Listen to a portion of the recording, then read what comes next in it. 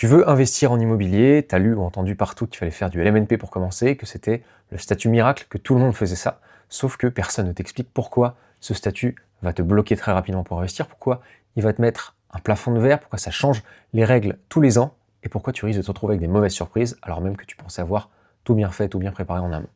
Dans cette vidéo, je vais te parler de l'alternative que j'utilise personnellement, à savoir la SCI, Société Civile Immobilière. Je vais t'expliquer concrètement ce que c'est, pourquoi c'est souvent plus adapté pour construire du patrimoine et surtout quand et comment la mettre en place. On va parler fiscalité, transmission, gestion de patrimoine et toutes les stratégies possibles et imaginables pour faire fructifier ton patrimoine immobilier en SCI. À la fin, je te donnerai également toutes les erreurs à éviter absolument quand tu crées ta SCI, des erreurs qui peuvent parfois te coûter plusieurs milliers d'euros. Alors qu'est-ce que c'est une SCI? Une SCI, c'est une société civile immobilière. C'est une structure juridique qui te permet de détenir des biens immobiliers à travers une société plutôt qu'en nom propre. Donc concrètement, tu vas créer une société, cette société va acheter un ou plusieurs biens, et c'est cette même société qui va encaisser des loyers. Et toi, tu seras associé ou gérant, selon certains cas, de cette société. Première chose à comprendre, pour créer une SCI, il faut être minimum 2 associés. Ça peut être très bien 80-20, 50-50, mais ça peut aussi être 99% des parts pour l'un et seulement 1% pour l'autre. C'est d'ailleurs la méthode qu'on utilise souvent quand on veut créer une SCI pour soi, et qu'on donne une part à son frère, son cousin, son père, sa mère, peu importe, uniquement pour pouvoir utiliser la structure. Tu peux aussi t'associer avec une autre société, c'est-à-dire que tu pourrais très bien créer une holding, et cette holding détiendrait un certain pourcentage des parts de la SCI, pendant que toi, tu détiendrais le reste des pourcentages en ton nom propre. On reviendra là-dessus un peu plus tard. Deuxième chose à comprendre, c'est qu'il existe 2 régimes possibles avec la SCI. Il y a d'abord la SCI à l'IR ou la SCI à l'IS, et c'est pas du tout la même chose, on va voir ça tout de suite. Tout d'abord, parlons de celle qui nous intéresse le moins, la SCI à l'IR, c'est-à-dire à l'impôt sur le revenu. C'est une SCI où les bénéfices remontent directement sur ta déclaration d'impôt personnel. C'est ce qu'on appelle fiscalement transparent, c'est-à-dire que tu payes de l'impôt comme si tu avais touché les loyers en direct en nom propre. Alors comment ça fonctionne? Les revenus locatifs sont répartis entre les associés au prorata de leur part détenue, de leur part sociale.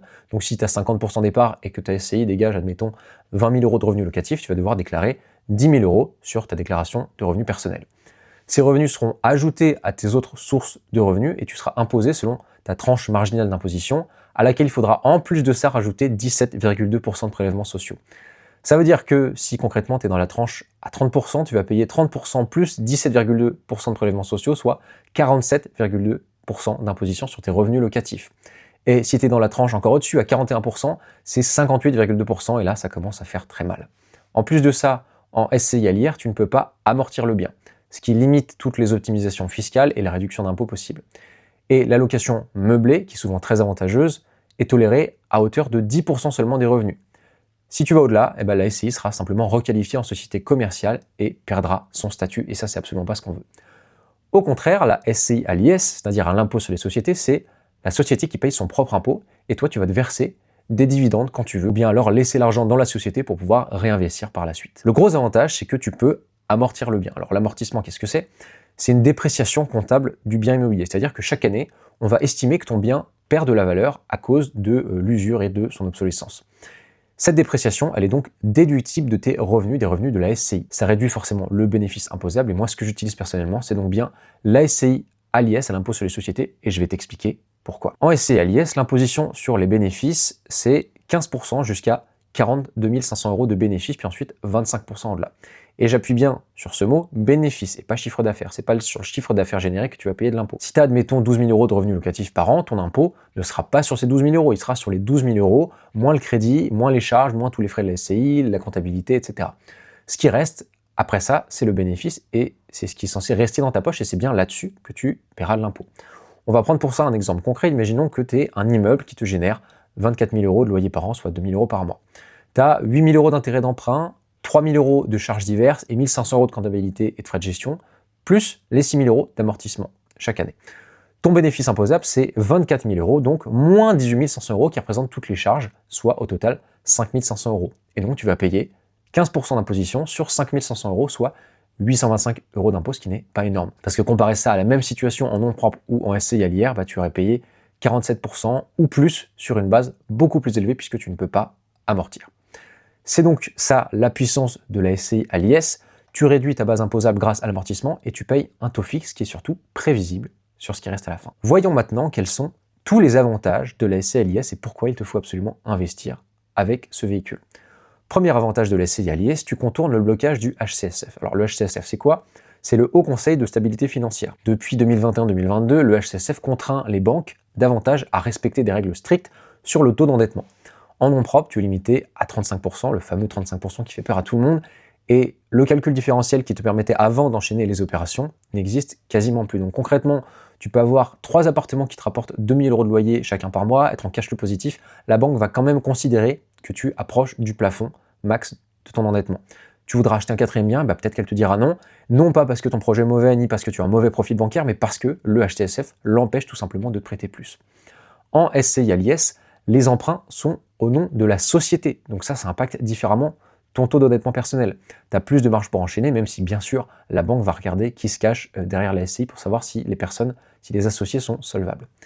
Et je vais te dire un truc très clair, tout le monde redoute un peu cette fameuse règle des 35%, mais si les 35% d'endettement étaient une règle qui était respectée par tout le monde, qui était respectée par les banques, personne ne pourrait réellement vivre de l'immobilier en 5, 10, 15, 20 ans, en tout cas en moins de temps qu'il ne faut pour avoir remboursé un premier crédit et pouvoir réenchaîner sur un suivant. Et ça, faut bien le comprendre parce que les sociétés ne rentrent pas dans les règles ni dans le cadre du HCSF. Et c'est ça qui est encore plus puissant. Le Haut Conseil de stabilité financière régit essentiellement des personnes en nom propre. Ça veut dire que si aujourd'hui tu investis en société, tu pourrais, sur le papier, investir en illimité. Mais pour ça, bien sûr, il faut savoir s'y prendre de la bonne manière parce que tu peux également te faire bloquer, même en société. Deuxième avantage, la traçabilité bancaire. En nom propre, tous les loyers arrivent sur ton compte personnel. Ça se mélange avec ton salaire, avec tes dépenses, avec ta vie quotidienne finalement. Et quand tu vas voir la banque pour un nouveau projet, elle doit démêler tout ça, se dire ah ça c'est un loyer, ça c'est un revenu, ça c'est une charge liée au bien, ou c'est une dépense de la vie quotidienne, ou c'est une dépense perso. Ça fout un peu le bazar et ça complexifie la lisibilité de ton dossier. Et la banque déteste quand les choses sont complexes, elle préfère les choses simples et transparentes. En SCI, tu as un compte qui est dédié, tu as les loyers qui arrivent juste ici, tous les mois, et les charges par de là. Et c'est clair, c'est lisible, la banque voit exactement ce que tu génères sur ta structure, ce que tu crées comme trésorerie, ce que tu dépenses. Ça facilite les financements suivants. Et quand tu vas chercher ton prochain financement, tu arriveras avec un bilan comptable. Tu montreras que la SCI est bien gérée, que les loyers rentrent, que les charges sont maîtrisées, que tu en caches le positif, que tu sais ce que tu fais. Et c'est beaucoup plus rassurant pour la banque. Troisième avantage, et ça c'est un critère trop souvent négligé, c'est la stabilité. Le LMNP, loueur meublé non professionnel, ça fait des années qu'on le réforme. À chaque loi de finances, c'est la même question. Est-ce qu'il va être modifié? Comment? Quels vont être les impacts? Et ça s'est déjà produit, on l'a vu récemment, notamment avec la réintégration des amortissements sur le calcul de la plus-value à la revente. Avant, concrètement, tu pouvais amortir ton bien pendant des années, payer 0 € d'impôt sur tes loyers, et à la revente, les amortissements n'étaient pas réintégrés. C'était l'avantage énorme du LMNP. Maintenant, tout ça, c'est terminé. Les amortissements sont réintégrés, tu vas payer une plus-value beaucoup plus élevée, et ceux qui avaient construit leur stratégie là-dessus sur 10-20 ans se retrouvent aujourd'hui avec des règles différentes en cours de route. Il n'y a pas de rétroactivité, et ils avaient fait leur calcul sur une certaine base, et d'un coup les règles ont changé. En SCI à l'IS, les règles sont connues dès le départ, tu sais exactement comment tu seras imposé à la revente, il n'y a pas de mauvaise surprise, ça n'a pas bougé depuis de très nombreuses années, c'est prévisible. Et l'immobilier, j'arrête pas de le répéter, il faut avoir une vision long terme de ça. Tu ne veux pas te retrouver dans 15 ans avec un statut qui a complètement changé dans les grandes lignes et te retrouver imposé, là, tu aurais dû ne pas l'être à la base. Quatrième avantage, la flexibilité. En SCI à l'IS, tu déduis tes charges. Tu amortis le bien, comme on l'a dit, tu peux également amortir les travaux, un peu comme en LMNP, sauf que tu peux choisir ce que tu fais des bénéfices. Tu peux les laisser dans la société pour les réinvestir, tu peux te les reverser en dividendes quand tu veux, tu peux également les faire remonter vers une holding et les rebasculer vers une autre SCI ou une autre société avec une toute autre activité, le tout avec un frottement fiscal très faible de l'ordre de 2 à 5% maximum grâce au régime mère-fille. Tu peux aussi t'associer beaucoup plus facilement. En nom propre, s'associer c'est toujours compliqué sauf avec un membre de ta famille, mais dans tous les cas tu vas te retrouver en indivision, il n'y a aucune règle qui prévoit le décès, la revente, les conflits, etc. En SCI, c'est prévu pour, tu veux investir avec un ami, un membre de ta famille, un partenaire, peu importe, tu crées ta SCI, vous êtes associés, les parts sont réparties comme vous le voulez, comme vous l'avez décidé en amont, vous vous structurez et vous sécurisez fiscalement et juridiquement. En plus de ça, tu peux te multibancariser plus facilement, une SCI chez une banque, une SCI dans une autre banque, tu dupliques les projets sans te retrouver bloqué, et c'est ça qu'on appelle justement la stratégie de la multibancarisation. Cinquième avantage, en SCI et l'IS, tu peux déduire un certain nombre de charges qui sont liées à l'activité de ta société. D'abord, tu vas voir tout ce qui est frais de gestion de comptabilité, les frais bancaires également, les intérêts, les travaux, la rénovation, l'entretien, la construction, pourquoi pas, les assurances de l'immeuble, la PNO, propriétaire non occupant, toutes les assurances diverses, loyers impayés, les frais aussi kilométriques, si tu utilises ton véhicule par exemple pour aller voir ton chantier ou le bien directement, les produits d'entretien, le forfait téléphonique si c'est toi qui t'en occupes, l'ordinateur, les logiciels, etc., etc. La liste de charges déductibles est longue et non exhaustive, et ce qui veut dire qu'à partir du moment où tu arrives à justifier que la dépense est liée à l'organisation ou à la gestion de ton ou tes biens, il n'y a pas de problème. Si tu veux faire un aller-retour pour aller voir ton bien le midi, tu manges sur place, tu peux passer le repas en charge, tout ça c'est possible. Bon, par contre, si tu invites tes potes à boire un coup au bar, là forcément ça marche pas. L'idée en tout cas, c'est que ce qui est lié à l'activité de la SCI, ça peut être déduit, et ça réduit d'autant plus la base imposable. C'est comme ça qu'également en SCI, on ne paye pas d'impôts pendant de nombreuses années.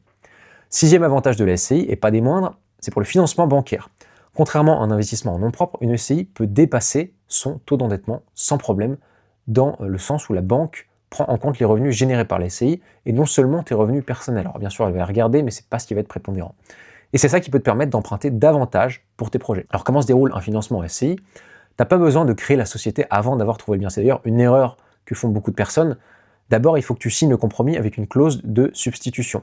Cette clause, elle va te permettre de te substituer à une société à n'importe quel moment. Tu pourrais très bien décider au dernier moment de dire que c'est plus toi qui achètes le bien que tu as signé, mais ta société. Et tu achètes d'abord en nom propre, tu signes d'abord en nom propre. Tu peux bénéficier également d'un délai de rétractation de 10 jours lors de la signature, ce dont tu ne bénéficies pas quand tu es en société.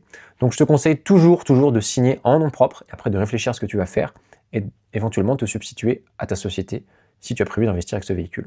Tu as le temps de présenter ton projet à la banque avant même d'avoir créé la SCI, et si la banque accepte ton projet, tu pourras créer la SCI par la suite, après, et faire l'achat via cette structure sans problème. Septième avantage au niveau de l'apport personnel. Si tu fais un apport à la SCI, tu peux le récupérer plus tard. Une fois que la SCI a commencé à générer de la trésorerie, du cash flow, elle peut te rembourser cet apport, ça sera considéré comme une avance en compte courant d'associé. C'est-à-dire que toi, typiquement, tu avances tes frais pour le compte de la société, de l'argent pour qu'elle puisse investir. Et dès que la SCI justement fait de l'argent par elle-même, tu récupéreras cet argent qui sera exonéré d'impôts parce que c'était ton argent à la base et c'est pas de l'argent que la SCI aura officiellement généré parce qu'elle te l'aura dû. Et c'est un énorme avantage parce que si tu le fais ça à chaque SCI, admettons que tu récupères les 20 000 € d'apport que tu as mis, tu les réutilises dans une autre SCI, tu les récupères et ainsi de suite, et la boucle est bouclée. Et si en plus de ça, tu arrives à obtenir un différé d'emprunt, le différé te permettra de réaliser des travaux sans avoir à payer de crédit, de récupérer très rapidement ta trésorerie, ton argent, voire même plus si tu t'y prends bien, et automatiquement tu pourras comme ça enchaîner les opérations beaucoup plus rapidement. Maintenant parlons de la revente en société. Comment sont imposées les SCI à l'IR et à l'IS le jour de la revente? En SCI à l'impôt sur le revenu, c'est simple, c'est le prix d'acquisition plus tous les différents frais et travaux, moins le prix de cession. Donc admettons que tu as acheté un bien 100 000 € dans lequel tu as eu 40 000 € de travaux à faire, ça va faire 140 000 €, tu revends le bien 200 000, ta plus-value, elle est de 60 000 €, et tu payes la taxation des plus-values des particuliers.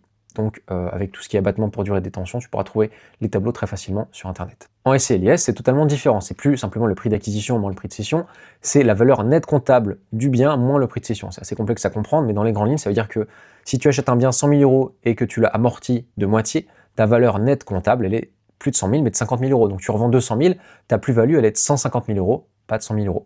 En SCI et l'IS, il n'y a pas non plus d'abattement pour la durée de détention. La plus-value, elle est imposée, comme je l'ai dit, à l'impôt sur les sociétés, 15% jusqu'à 42 500 € et 25% au-delà, pour te le dire. Alors tu vas te dire, mais je comprends pas, c'est pas plus avantageux que la SCI et l'IR finalement. Mais attends, parce que pendant toute la durée de détention du bien, tu auras payé beaucoup moins d'impôts, voire pas du tout grâce à l'amortissement, tu auras pu éventuellement réinvestir cet argent, fait grossir ton patrimoine plus vite, et avec la réintégration des amortissements en LMNP aujourd'hui, l'écart s'est largement réduit de toute façon. Et il y a une autre option, tu peux très bien vendre aussi les parts de ta SCI au lieu de vendre le bien. Dans ce cas, tu vas payer uniquement la flat tax à 30% sur la plus-value des parts. Ça peut être très avantageux selon les situations. En parallèle, voire même avant d'avoir pensé à revendre quoi que ce soit, tu vas pouvoir également te rémunérer. Pour te rémunérer en SCI, à l'IS, tu as plusieurs options. Première option, les dividendes. Une fois que l'argent, les bénéfices qui sont dans la SCI ont été imposés à l'impôt sur les sociétés, tu peux te les distribuer. Tu vas payer alors les 30% de flat tax, qu'on appelle le PFU pour prélèvement forfaitaire unique. Il est décomposé en 12,8% d'imposition plus 17,2% de prélèvements sociaux. Et une fois que tu t'es versé les dividendes et que tu as payé ta flat tax, l'argent il est dans ta poche, il est pour toi, il est net et c'est terminé. Tu n'as plus rien à payer dessus.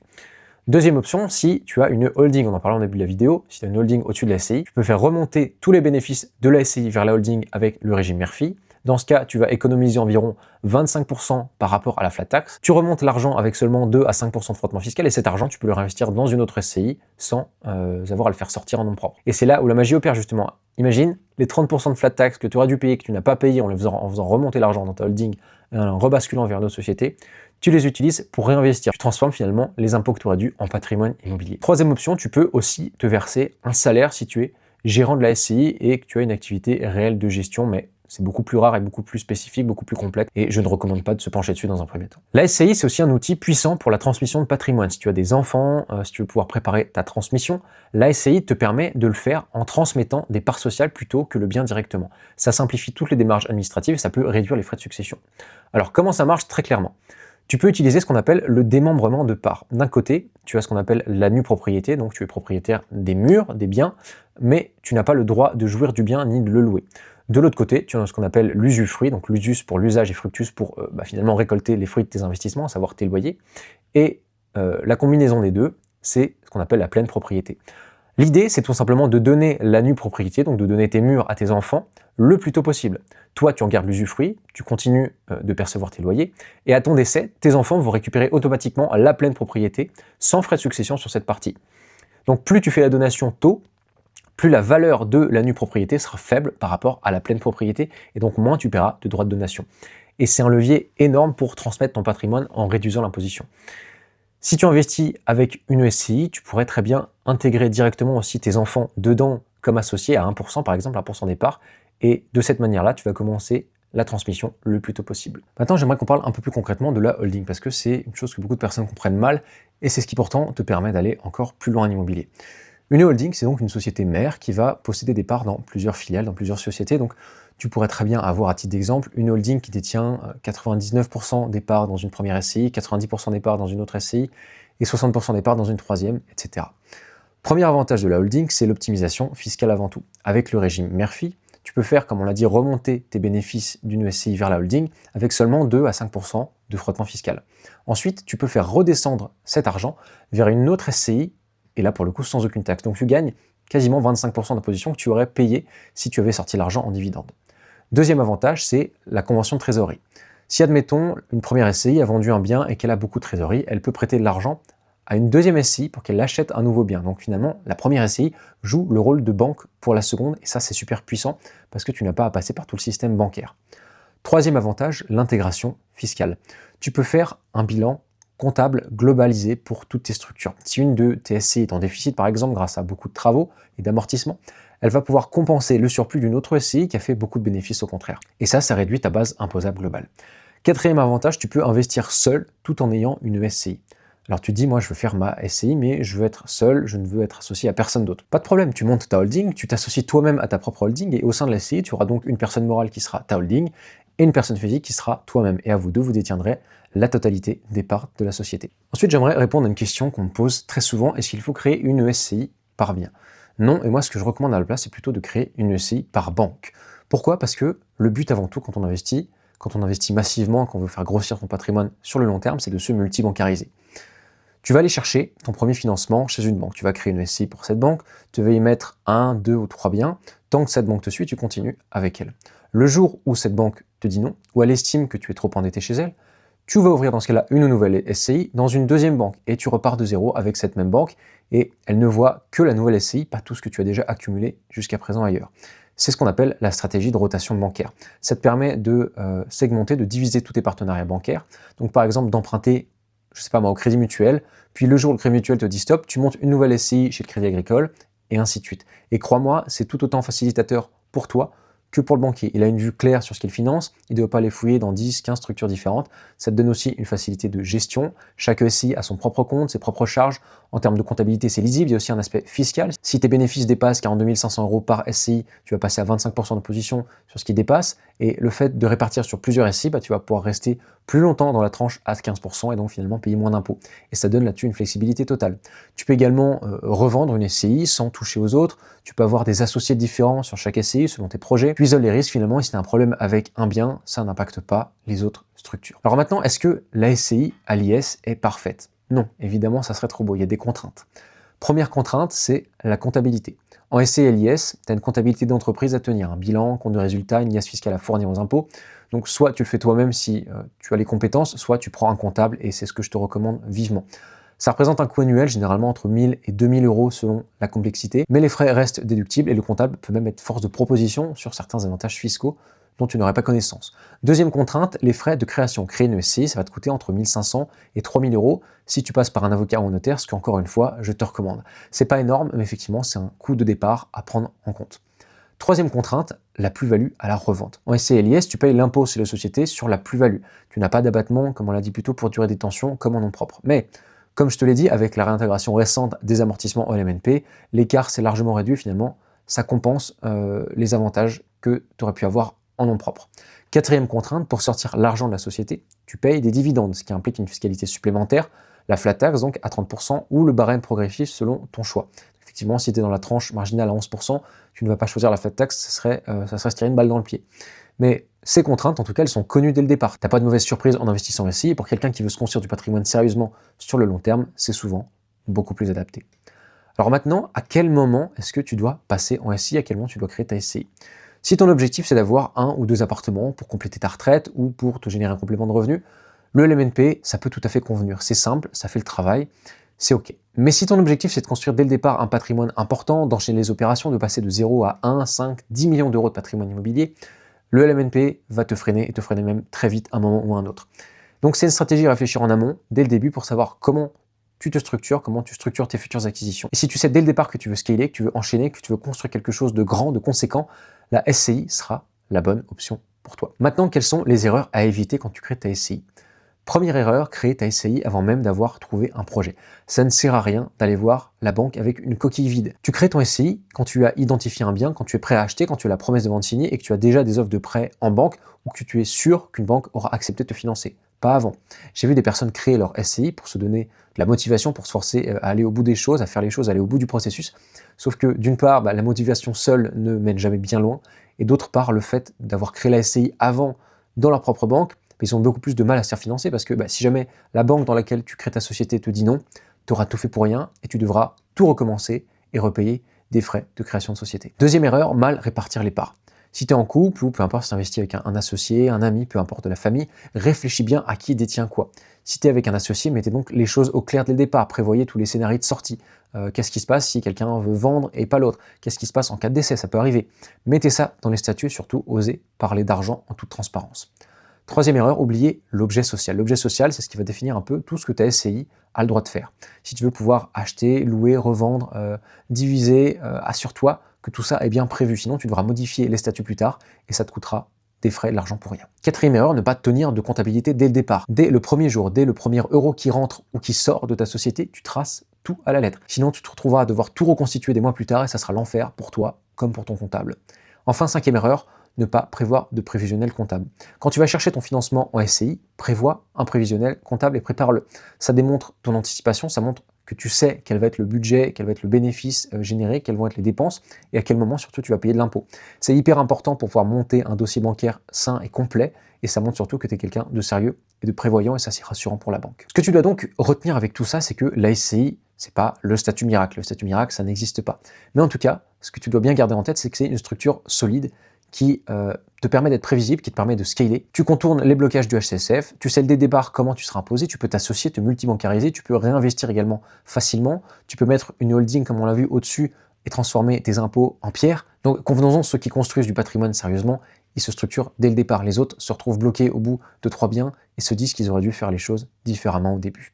Si tu veux aller plus loin et approfondir concrètement ta structuration fiscale, savoir quelle est la meilleure stratégie adaptée à tes objectifs et à tes ambitions en immobilier, comment la SCI pourrait devenir le bon véhicule qui te permettra d'acquérir ton premier bien rentable dans les 100 prochains jours, je t'invite à rejoindre le canal WhatsApp qui se trouve en description sur lequel je publie du contenu exclusif qui te permettra d'y arriver que tu trouveras nulle part ailleurs. Sur ce, je te souhaite de passer une très bonne journée et on se dit à la prochaine.